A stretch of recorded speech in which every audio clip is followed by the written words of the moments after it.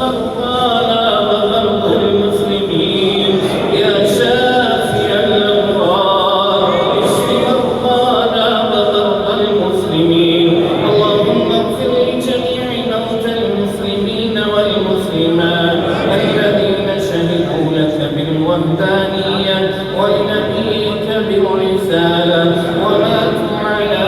ذلك اللهم اغفر لهم وارحمهم وعافهم واعف عنهم وأكرم نزلهم ووسع مدخلهم واغسلهم بالماء والثلج والبرد ونقهم من الذنوب والخطايا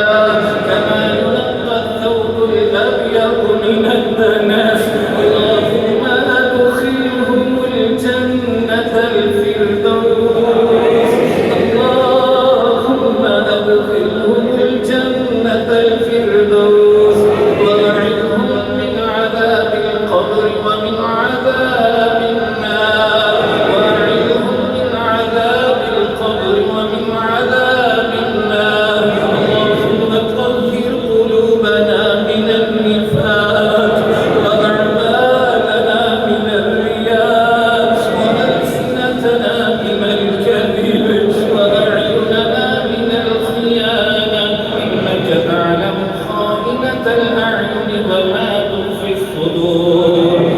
اللهم ارزقنا شهادة